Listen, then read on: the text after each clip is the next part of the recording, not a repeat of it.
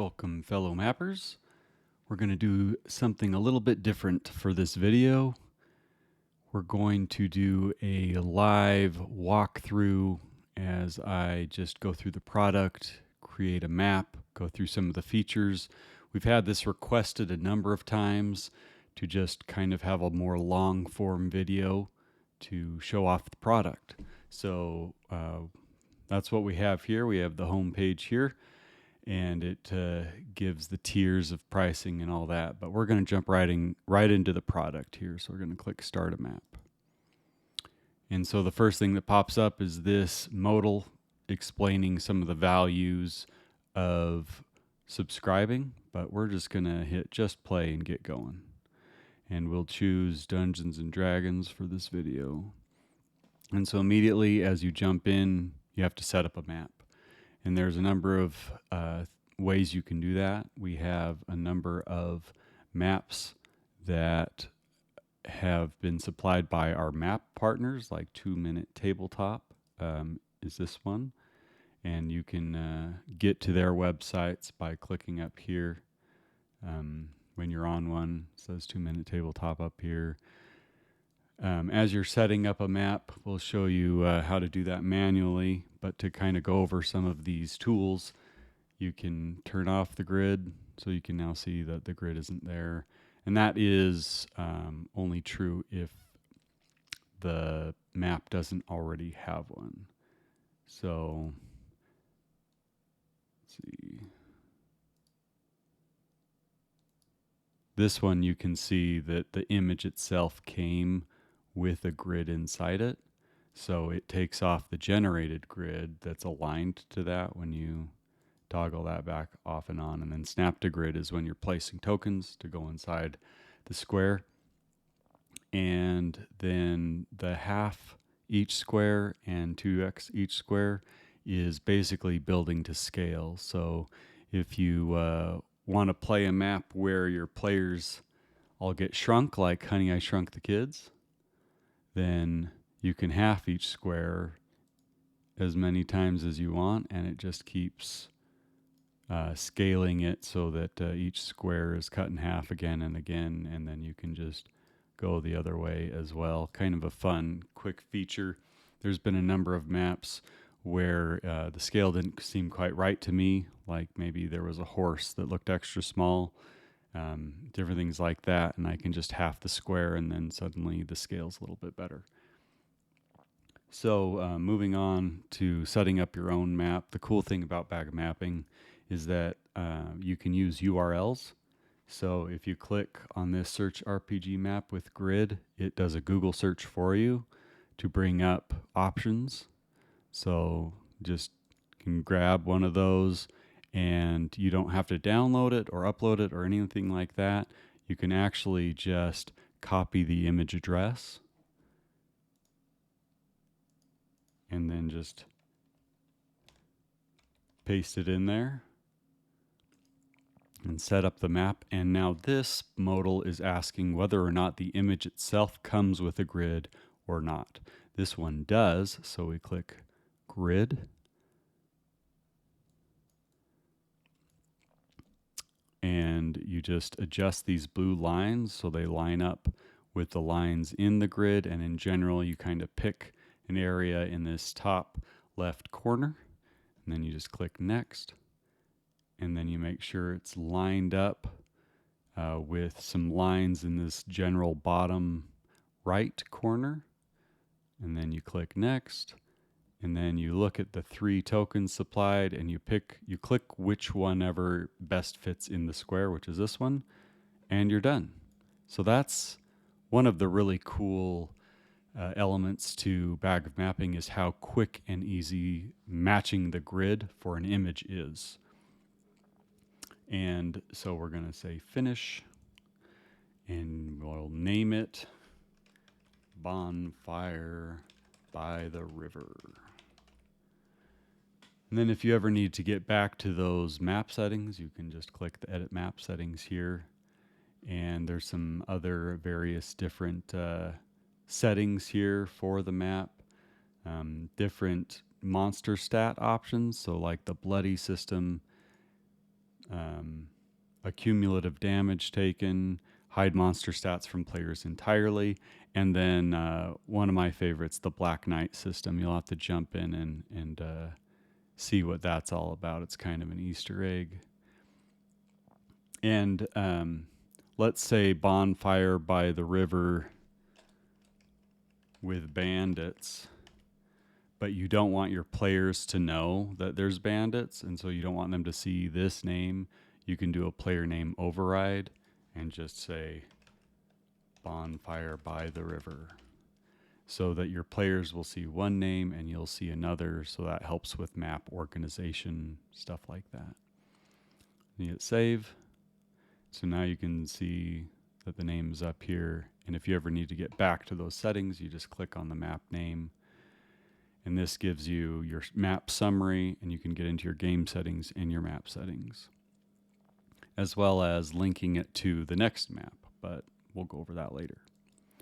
So now that you have your map set up, you have Kippy, the helpful bard, down here in the center, or down here at the bottom of the roster area that helps you know, hey, you want to add tokens, hit the golden plus. But first, what we're going to do is we're going to look at the fog of war. So there's 3 different types of fog of war. There's the polyfog, where you can draw shapes, the quick square, which just quickly uses the grid for really fast fog, and then there's dynamic fog, which is a premium feature. So we'll go through some of those. So we'll do polyfog first. And so now, as you choose, it now has filled the map with fog. So now you can cut out areas. Let's say you want your players to start around the fire, and it has this area of light.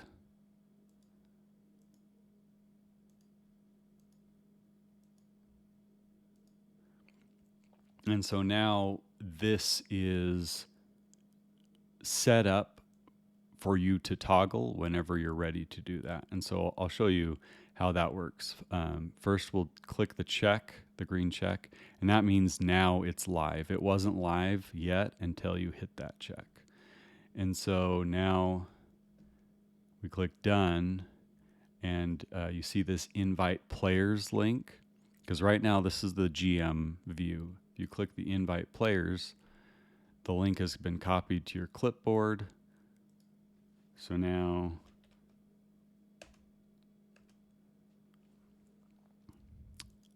this is the player view. So now you can see that that's as much as the players can see, and they can't see outside of that fog.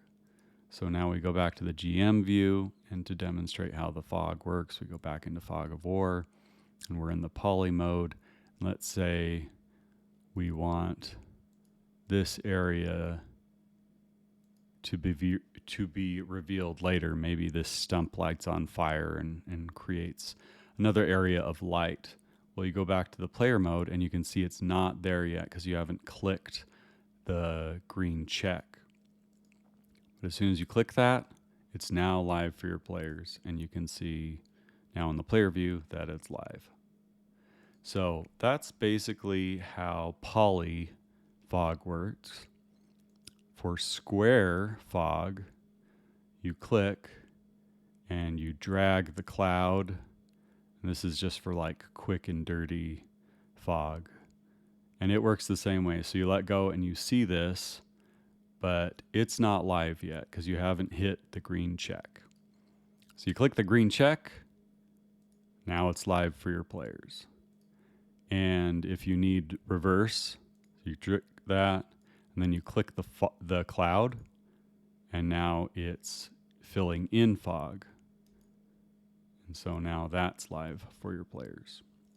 So that's how the 2 main fog systems work. And then of course you have your fill and your clear. So let's clear all the fog. Hit OK, and now your players can see the whole map again.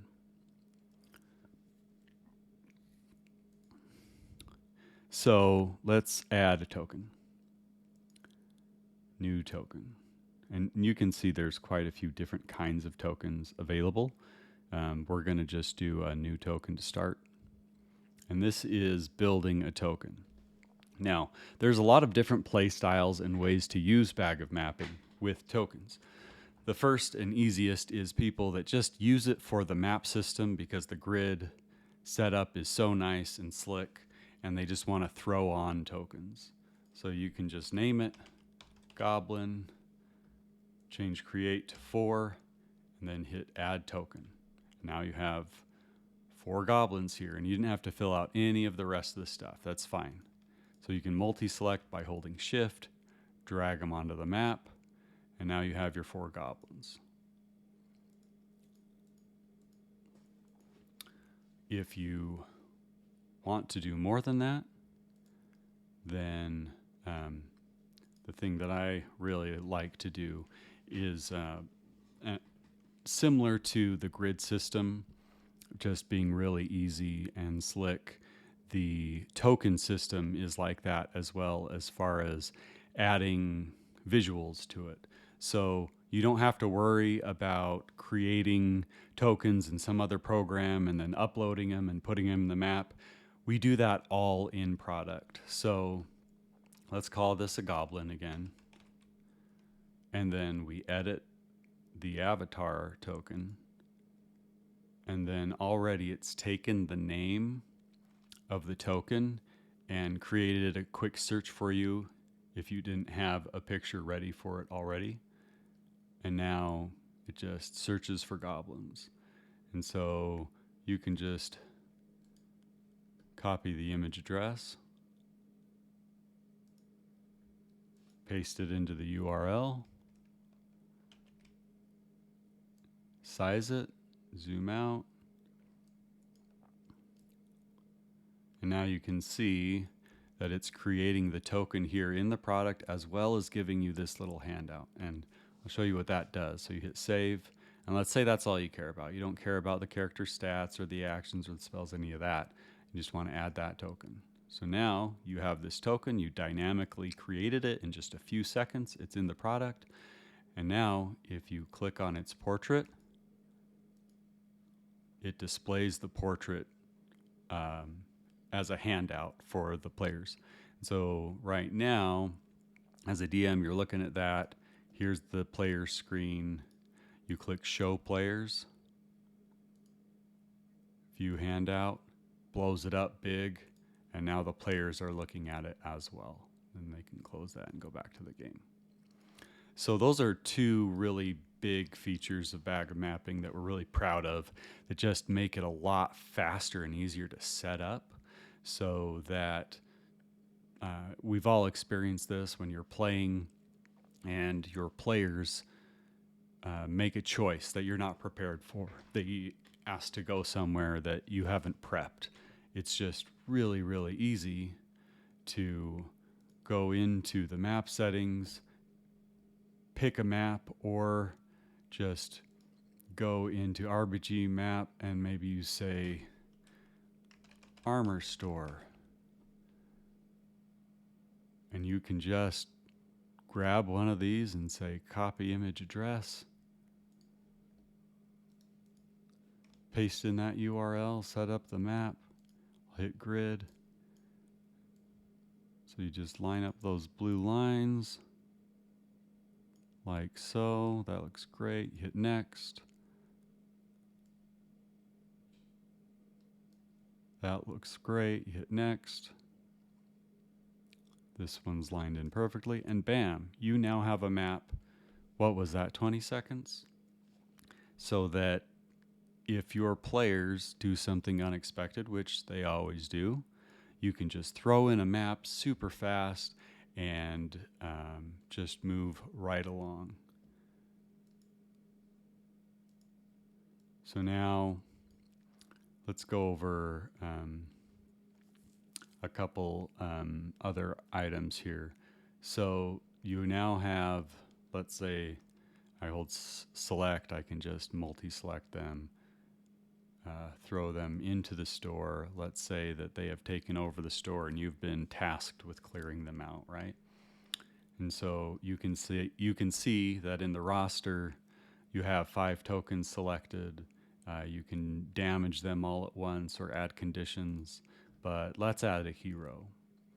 So we'll go new token, switch it to hero, and we'll just call this hero fighter. And there are a few avatars here as default, but let's do the search again. Like, okay, that's a great fighter there. I will copy the image address and just throw it in here, size it, save it, and now you're good. So you throw him in here. So now in the player, you can click on the monsters and you can see that they have a much more simplified view to the player. Like you can see they're unharmed, but you can't see the actual HP. As a player, you can't click the monster and move it, but you can with the token. And you don't have battle controls here as a player, but as a DM, you can start the battle. You can also pause the battle. And as you can see, it says game paused. Then on the player page, it makes it so the players can't move their tokens around, which can be nice to try and, wrangle the cats, so to speak, if people get unfocused at your table. So we'll unpause it, and we will set his initiative to, we'll roll it actually. And so now you can see that this toast of appeared in the log. And so this opens the log. It shows you, congrats, you've set up the map. It shows you the log of you copying the link to the clipboard, the handout you showed your players. So as you go through your game and reveal new monsters, showing them handouts is also logged. And then it shows you the fighter has rolled initiative and got a 19. So I'm going to select all of these goblins. And first, just because it's important to me, I'm going to actually change these to goblin, and I'll pick a different one. I'll pick this goblin, and I'll copy that image address.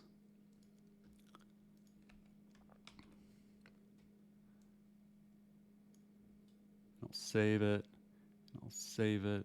So now it's changed all of those tokens to have that picture in it. And again, if you click on him, it shows the handout. Love the handout so much. And so now we will select all those monsters again and roll initiative. And it shows you all the rolls of each goblin. They're now in the initiative order. It orders them automatically over here in the roster. If you deselect just by clicking on the map, it gives you a brief overview of each creature, hero, and monster that's in initiative. And down here, you can see everybody that's not in the battle. So you might have a duel going on, or someone in another room that's not involved in the battle, and they'll just be in this not in battle area. And then as you advance turns, these just automatically shift for you. So let's new turn. Okay, now it's goblin, and you see it's goblin one's turn over here in the battle log. And you can see round 2 slowly getting closer and closer as you go through each turn. And so that's kind of the map, that's the fog, that's the easy token setup in a nutshell. As you're communicating with people remotely, we of course have the target mouse cursor, so that as you do this, then on the player view, it shows it here.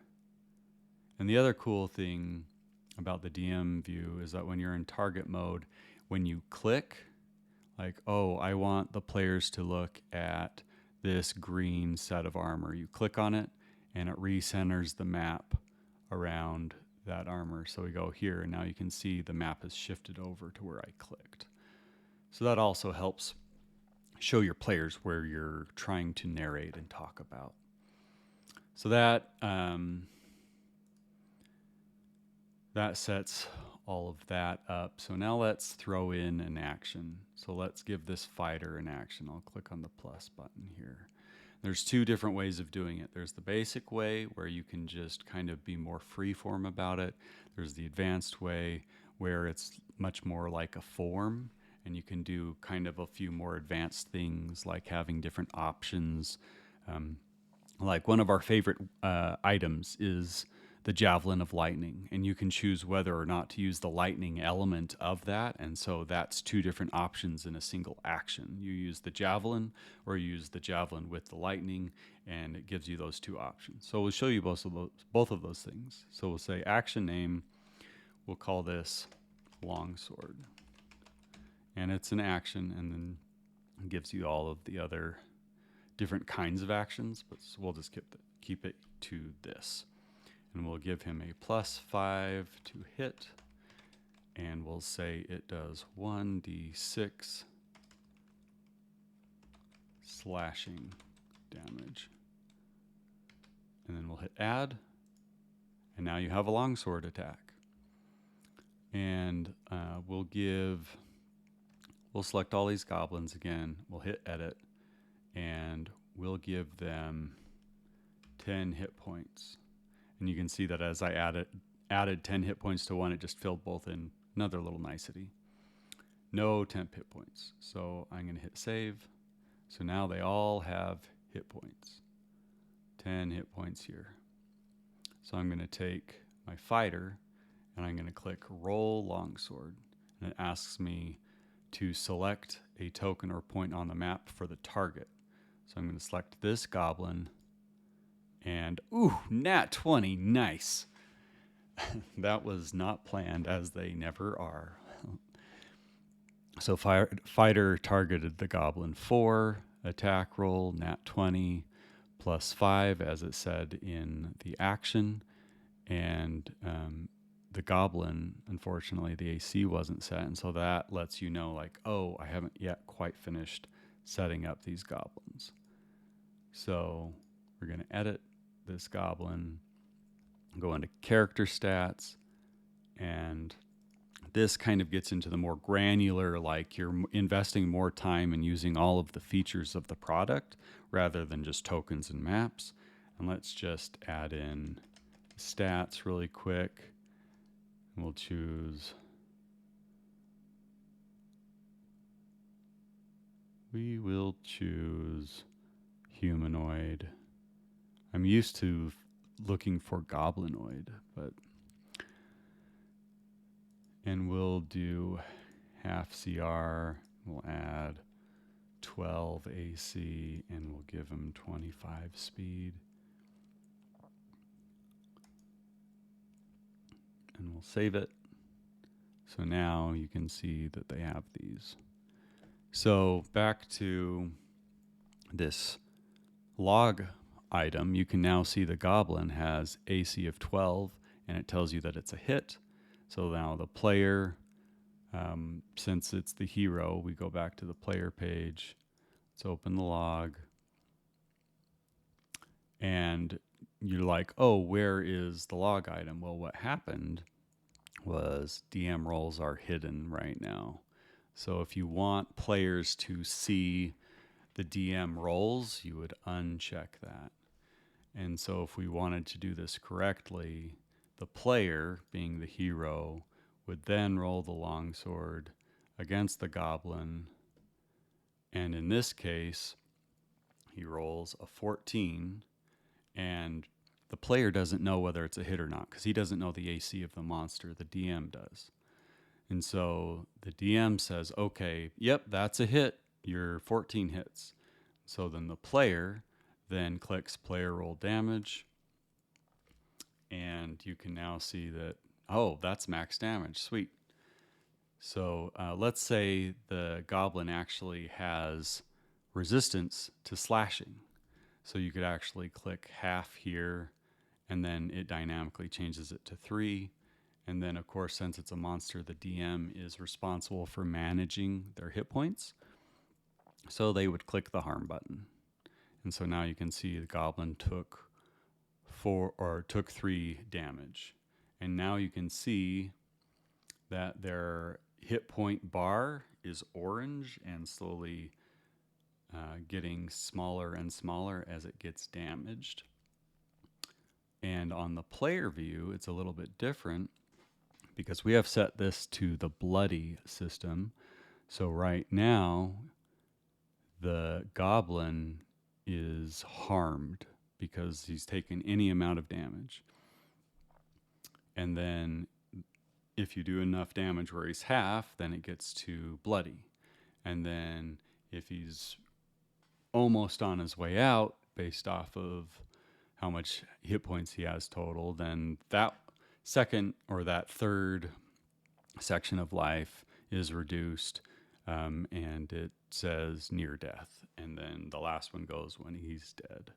So let's say there was a lot of extra damage on that hit.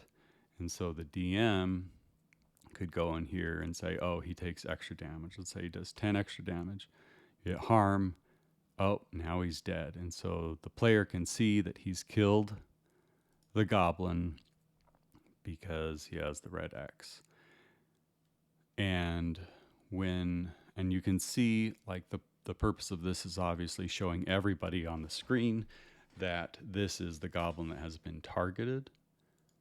And then when you advance the turn, it clears the targets from that turn. So it's just showing you what creatures have been targeted in that specific turn. Then you advance the turn, and all of those targets are cleared. So the next thing to kind of go over is, let's say that this fighter actually knows some spells. So you can go in, click on the hamburger. This expands. Let's go to the spell book. Add a spell. And we will add Fireball because that's everybody's favorite. We'll say it's 3rd level. It's an action. It lasts until the end of this turn. And we'll say it is a DC of Dex 13. And we'll go 60 feet range. We'll do 66 fire damage, and trackers like track spell slots and things of that nature. So we'll create a new one. We'll say level 3 spell slot. And we'll say we have 3 slots.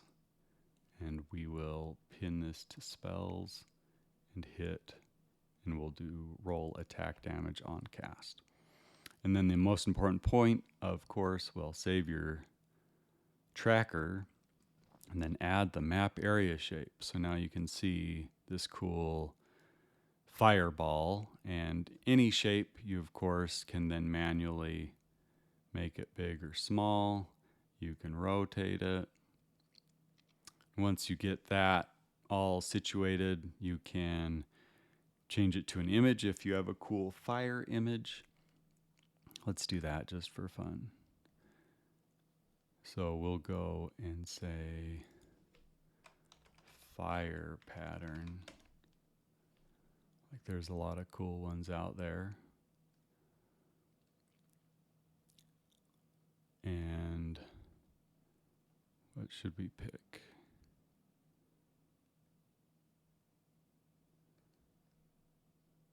Pick this one. We'll just do copy image address like always. Paste it in the image URL. And now it just puts it right in there. You can change opacity. But we will keep it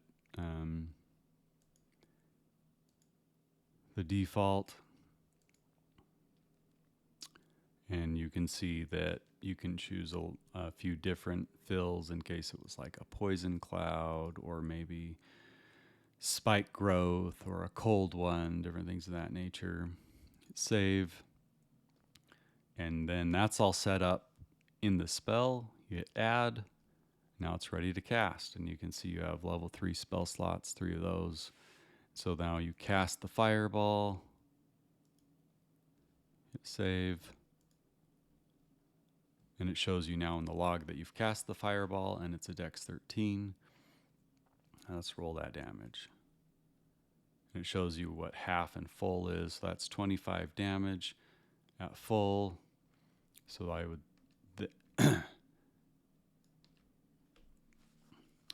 I would then roll the dex saves for each of these, and let's say they all fail. So 25 damage, harm, and now you can see that your fireball has wiped all of them out.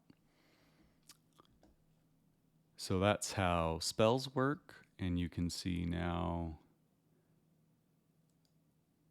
if you look, it automatically took a slot off of the level 3.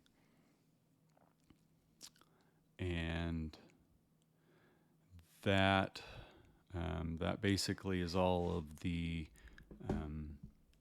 important elements of combat, is doing actions and spells. And let's look at one of these goblins. Let's say he gets resurrected with 1 hit point, right? So if you go into his checks and saves, you can see his saving throws, and so you would have done a dex save. You rolled a 5, and so we can verify that that wasn't enough, and so the fireball killed him. So all of your ability checks and your skill checks are all there as well. So that's most of the things in that's critical for running a game. Now I want to go over some of the important, so when the overview, you can quickly see which creatures are dead. And if you want to, you can also go into the dead ones and remove the initiative. So now they're not in the fight, so you don't have to worry about scrolling past them. Let's say the last one gives up, you can end the battle, and then battle has ended. Good job, hopefully. And you can see that the goblin was healed for 1 hit point, as we just talked about. Let's log in here. I've already subscribed. Log in. So I'll use Google to log in. And now, one of the cool things of a premium feature for paid subscribers is the search quick roll. Well, not the quick roll. The quick roll's for everybody, but the search. So let's say we just type in dex, and it just brings dexterity save, and you click it.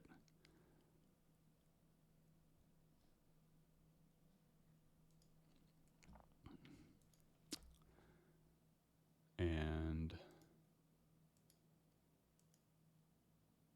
this is the wrong one.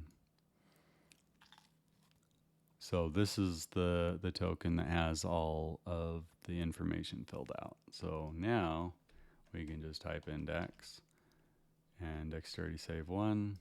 You click it, and another perk is that you get 3D dice with subscribing. And so now this toast is correct. They rolled a 17, and so the same is true, like wherever you're at, whatever little panel you're on, you can quickly just type in long, and now your long sword is there. So the quick search is really, really convenient to find all of your rolls and all of your characteristics of your token really, really fast. Now, for all of the D&D Beyond users out there, you can also actually import your D&D Beyond characters, so you don't have to fill out any of your characters. So we have a extension here, and we can click on that, and if you've imported them in from D&D Beyond, here's all of my characters that I have imported into the extension, and I will just click sync here, and I'll say new token. And so now scales, my elven monk is imported, comes in with all of their stats, all of their actions, all of their spells automatically. All of their trackers, their focus points, their luck points, their wild shape, because he also has some druid levels, because why not? You want those. And the search just goes through all of them. And then this also doubles as a quick roll, so you can also just do D20. Nat 20, nice. Two in the same video. So you see the dice, and you can see that you quick rolled a D20. So if the DM ever is like, roll a D20 for me, you can just type in D20 and hit enter, and it just rolls for you. So quick and easy way of doing that. And then there are a couple other commands here, like if you just type in some gibberish, you can get some quick roll tips. Type your quick roll, con save D20 plus 5, or send a message to the battle log. Note, this is so fun. So if we want to just send a note, you can go note. This is a note to everyone. And so you can now see in the log that you sent a note. And sometimes in our games, the DM will say, oh, can you paste the description of that into the log as a note? And that's how we would do that. So that is the player perks of subscribing. Also, if you use a lot of different maps, you have to, the token has to be attached to a subscription so that it has a database to be saved to, and that it can be connected to the maps. So that's another big part of subscribing, is to make sure that all of the data that you have filled out can travel with you.